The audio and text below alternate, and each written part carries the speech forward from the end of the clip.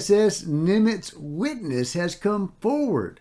This is not about the incident in 2004 with the Tic Tac. This is a UFO incident in 1991, and it's a pretty major event with a huge craft. I'm going to try to get through this. I have my cat Baxter on my lap right now, and he's helping me make this video. And he wasn't going to take no for an answer, so we're just going to plow forward with this story. But it is a super interesting story. But let's just cut right to the witness who had this incredible encounter, and you'll see what I'm talking about. Before we do, please hit like, please subscribe, share on social media, and as I'm going through this, please comment below and let me know what you think. Baxter agrees. Okay, never mind. When I tried to upload the video the way it was, YouTube told me there was a copyright claim on it, probably because of the music on the video. So I'll just give a brief rundown of what he said, and I'll provide a link to the full interview below. And basically, this gentleman is taking a walk around the Nimitz when all of a sudden the Nimitz goes into a type of lockdown. I believe they call it the dark out, where they turn off all their lights and everybody has to basically hunker in their quarters or their stations, and they can't walk around or go outside. Well, he is already outside, and he stays outside, and what he sees is amazing. He sees a giant UFO as large or larger than the Nimitz itself, this giant aircraft carrier. And this UFO is shaped like a triangle, and it is coming out of the water. It is half submerged in the water when he sees it, and he watches it, and as he's watching it, it shoots up into the air and presumably off into space, and it's moving at a rate so fast that it would kill any human, provided there wasn't, shields and technology to, safeguard the beings inside. But at our current technology that we know about, it would kill any human traveling at those G's. So, yeah, it shoots off this giant triangle UFO coming out of the water, presumably. And the next day, he is harassed by officials, basically warning him not to talk about it. That's the general thrust of his story. Happened in 1991, over a decade before the Tic Tac. Okay, back to my commentary. Okay, Baxter left. All right, but wasn't that an amazing encounter?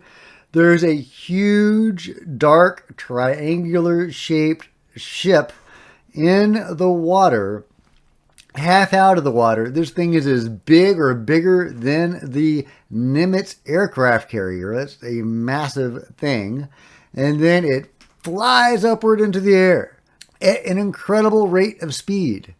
Not only did the captain or the admiral of the aircraft carrier know about it and order this dark out, but the witness was intimidated afterward into silence. Obviously, that didn't take, fortunately, and now we have this incredible encounter. So if we believe this gentleman, then that clearly points to the secret space program. I mean, that's what it has to be. Human interactions with and knowledge of and working with spaceships, giant spaceships. So that has to be the secret space program.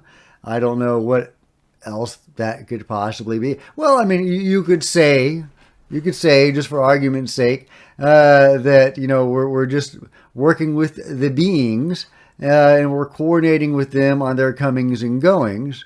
So, I mean, you can make that argument. And, maybe that's the case, that there's no human involvement in space on these giant ships. But I find that very hard to credit. This dovetails very well with the Secret Space Fleet story, that we're working with the beings, deep underground military bases, all that kind of stuff. There's many levels to the deep underground military bases, and all sorts of beings and on the different levels, and there's high level involvement with these beings, various levels of involvement with the different beings, and giant ships, some with humans on them, that go into space and do things in space, like wage war and explore and do whatever they do. Very sci-fi sort of things.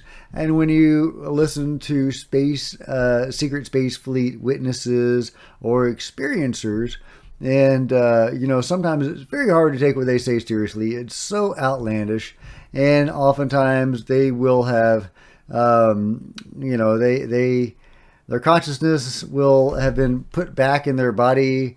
And they will have like 20 missing years where they had these incredible adventures, or sometimes, horrible stories, or just stories of drudgery, working on a ship until they were reinstalled in their bodies at the same age they were when they were picked up in the first place and conscripted into service. That's the general thrust of those stories. And, it's hard to point to any evidence they have, that is substantial in any way, other than this general sort of knowledge. And I have never been a huge believer in the secret space fleet. However, over the years, I have seen an increasing, amount of evidence for it, including videos of the deep underground military bases and that sort of thing. And of course, there's Gary McKinnon and his story of hacking NASA and seeing the rosters of the secret space fleet and the schematics of the ships and whatnot. And then there's a lot of other stuff. So, even though I am still on the fence, I am now on the fence, leaning a little bit toward this secret space fleet story. Now, it's always possible that this gentleman that's coming forward about this is a disinfo agent. Maybe he's a legitimate, sailor, Navy, I think he was a petty officer. Is that what he said?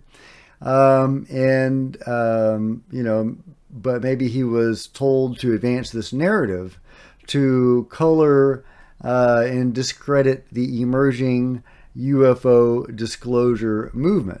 So you always have to be aware, or I try to be aware, that the government is very interested in discrediting as much of this stuff as possible, and it always has been historically, and it is even today.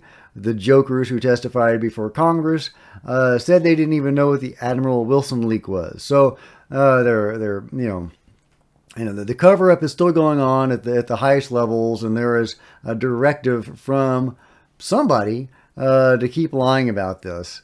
And surely they do have disinfo agents out there, and the secret space fleet stuff has always seemed a little disinfo-y to me, something to color and taint the real information, just to make it so outlandish that nobody would believe the actual stuff. And that may indeed be what's going on. So, but like I say, I have seen more and more pieces of evidence that, begin to pass the sniff test. And, I'm leaning slightly toward the existence of the secret space fleet. But what do you think? Do you believe there was a giant dark triangle that came out of the water and then zipped off in 1991, and that the Navy was working with it and preventing sailors from seeing it? Or do you think that is a lie, or maybe even a deliberate piece of disinformation? Let me know in the comments below. And if you've enjoyed this video, please give it a big thumbs up. Baxter would really like that. That would be super awesome. Please hit the subscribe button and the bell next to it. We would all like that. That'd be super cool.